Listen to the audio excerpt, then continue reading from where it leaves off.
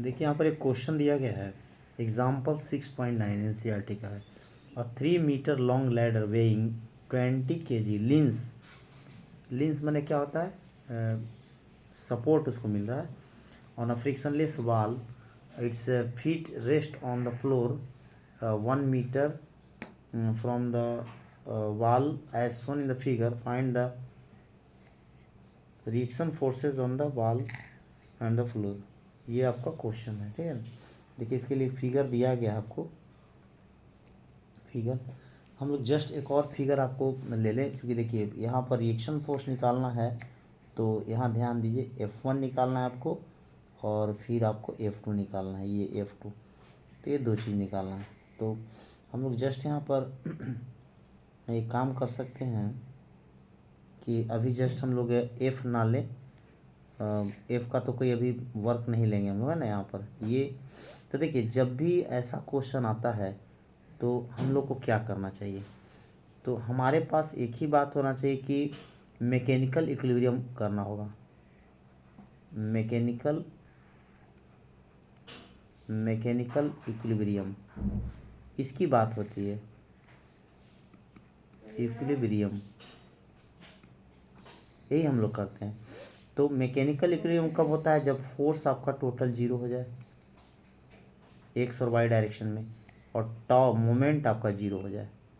ये दो अगर आप कर लेते हैं तो दैट मीन्स क्या होगा, सवाल बन जाएगा। कभी भी रोटेशन में इस तरह का ही सवाल आता है और इसमें आपको ध्यान देना होगा। F0 मतलब एक्स वाई जेड तीनों डायरेक्शन में, और टॉ 0 होना चाहिए मोमेंट। तो अब देखिए यहाँ पर समझना है आपको कि अगर एक्स डायरेक्शन में हम Fx की बात करें, एक्स डायरेक्शन में, तो ध्यान दीजिए यहाँ पर ये आपका जैसे ये यहाँ से नॉर्मल प्रोवाइड हो रहा है, और देखिए यहाँ भी एक नॉर्मल है जिस दो पार्ट पर लिंस कर रहा है ये, और यहाँ पर देखिए ये टेंडेंसी क्या है, इसको ये सरकने का टेंडेंसी ये है आपका। तो देखिए फ्रिक्शन यहाँ लग रहा है, देखिए आपको दिखाई दे रहा है फ्रिक्शन है ये जो है ना फ्रिक्शन है ये, और ये नॉर्मल है, और फिर एक यहाँ से पास कर रहा है reaction.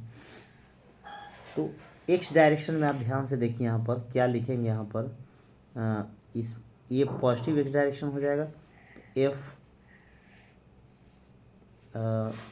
Equal to direct F1 लिख दें, एफ माइनस F1 लिख सकते हैं, F minus F1 equal to 0। तो यहाँ से कितना हो जाएगा, F इक्वल टू F1 हो जाएगा। देखिए यहाँ से एक चीज़ मिल गया एक इक्वेशन। अब देखिए वाई डायरेक्शन में अगर हम लोग बात करें, एफ इन वाई डायरेक्शन, तो वाई डायरेक्शन में देखिए ये आपका नॉर्मल है और ये वेट है ना। तो वाई डायरेक्शन में क्या होगा, और ऊपर वाले को पॉजिटिव लेते हैं तो एन, और नीचे वाले को माइनस डब्लू बराबर 0। तो एन इक्वल टू क्या हो जाएगा, डब्लू हो जाएगा वेट। और देखिए वेट कितना हो जाएगा, ये आपका 20 kg है, तो 20g ले लें हम, 20g ले लेंगे, है ना। तो ये हो जाएगा आपका 20g हो जाएगा, वेट हो गया ना, ये समझना है 20g हो गया। तो एन का भी मान निकल गया, डब्लू का वेट कम तुम दिया हुआ है, तो यहाँ पर ये एन का मान निकल चुका है आपका। अब देखिए ये फोर्स का तुम लोग काम कर लिए, अब टॉर्क का काम करना होगा। तो देखिए टॉर्क आप कहीं से भी ले सकते हैं, इस पॉइंट से ले लेते हैं, इस पॉइंट से ले सकते हैं, इस पॉइंट से, लेकिन जहाँ ज़्यादा फोर्स पास कर रहा है उसी पॉइंट से लेंगे। देखिए यहाँ पर एक बात समझना है कि फ्रिक्शनलेस वाल है, तो इधर फ्रिक्शन की चर्चा नहीं हुआ है, लेकिन यहाँ पर ये आपका वाल नहीं है, ये सरफेस पर है, ये है ना, फ्रिक्शनलेस वाल कह रहा है, लेकिन फ्लोर के बारे में ऐसा कुछ बात नहीं किया, इसलिए फ्रिक्शन यहाँ प्रोवाइड किया गया। तो जस्ट हम लोग यहीं लेंगे taking moment about point A, ये लेंगे हम लोग पॉइंट ए, इसके अबाउट लेंगे, है ना ये।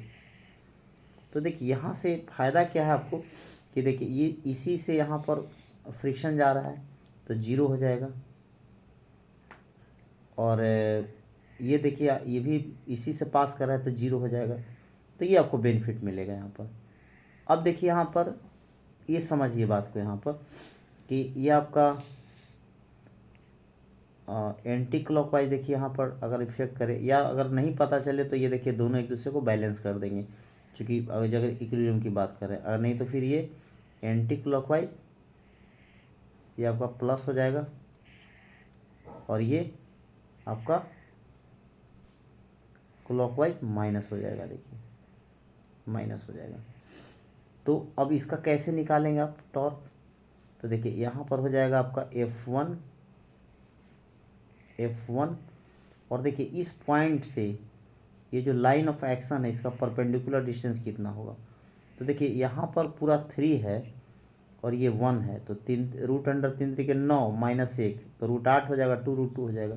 तो देखिए ये आपका 2√2 हो जाएगा पूरा, देखिए यहाँ पर ये दिया हुआ है 2√2 है ना, देखिए 2√2 है, ये क्या है 2√2 है ना ये। तो फोर्स इंटू परपेंडिकुलर डिस्टेंस ये हो गया आपका 2√2 हो गया, ठीक है, माइनस कर देंगे और क्लॉकवाइज है यहाँ निगेटिव हो जाएगा, तो W इंटू, अब देखिए इस पॉइंट से इस पॉइंट, क्योंकि ये लाइन ऑफ एक्शन है तो ये परपेंडिकुलर डिस्टेंस कितना होगा, पूरा 1 मीटर है, तो 0.AE कितना होगा 0.5 हो जाएगा इंटू 0.5 हो जाएगा इक्वल टू 0। तो F1 इंटू 2√2 क्या हो जाएगा W वेट इंटू 0.5 हो जाएगा। अब F1 का वैल्यू हम लोग निकाल लें कितना हो जाएगा, तो W के जगह वैल्यू रख दे तो अच्छा रहेगा 20 G इंटू 0.5 बाई 2√2।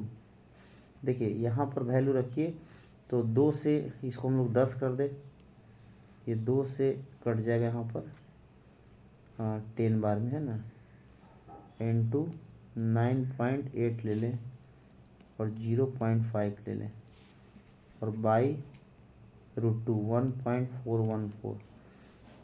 तो जब इसको सॉल्व कीजिएगा आप तो एग्जैक्ट अगर आपके पास कैलकुलेटर है तो आप करके देख लीजिए, ये आ जाएगा आपको 34.6 आ जाएगा, 34.6 न्यूटन आ जाएगा, ठीक है, आप करके देख सकते हैं।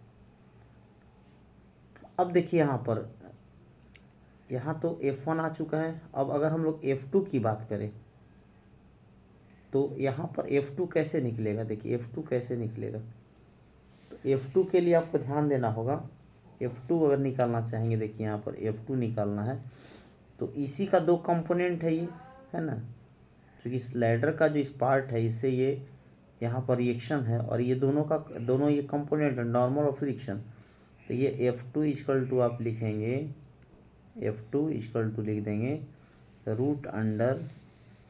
√n² प्लस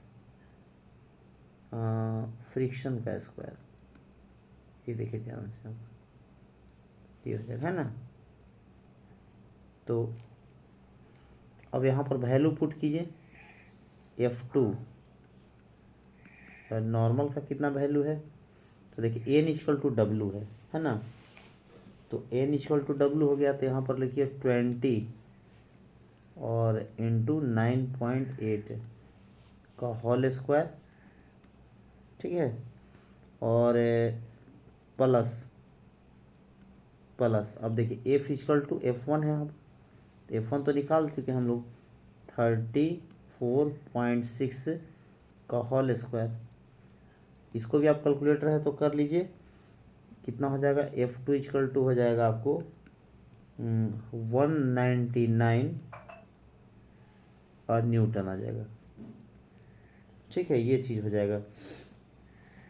अब देखिए अगर एंगल की बात करें, एंगल की अगर हम लोग बात करें तो ये आप ध्यान दीजिए, यहाँ पर ये आपका फ्रिक्शन था और इस नॉर्मल को इसके हेड पर जोड़ दीजिए, ये आपका नॉर्मल हो गया और ये आपका क्या हो गया F2 हो गया, तो कितना एंगल सबटेंड कर रहा है, तो tan अल्फ़ा बराबर हो जाएगा n/f हो जाएगा, n/f हो जाएगा, है ना। अब इसका वैल्यू पुट करेंगे तो tan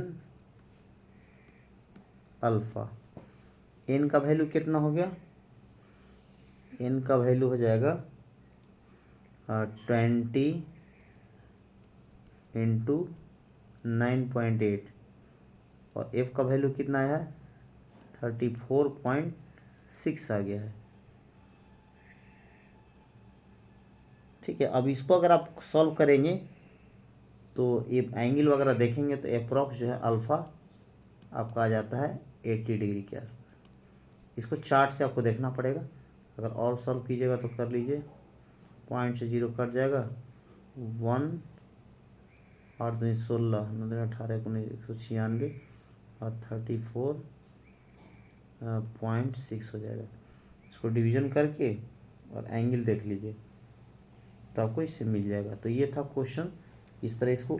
तो जब भी ऐसा क्वेश्चन आता है तो हम लोग को क्या करना होता है, ये ध्यान देना है आपको मुख्य रूप से कि फोर्स को 0 कर लेंगे और टॉर्क को 0 कर लेंगे, उसके बाद आंसर आपका आ जाएगा। तो रोटेशन में जितने भी इस तरह के क्वेश्चन आते हैं तो मैकेनिकल इक्विलिब्रियम पर आपको जाना होगा, फिर आराम से क्वेश्चन बन जाएगा। ठीक है, तो ये था क्वेश्चन, एग्जाम्पल का क्वेश्चन है, अच्छा क्वेश्चन है ये। चलिए, थैंक्स टू ऑल।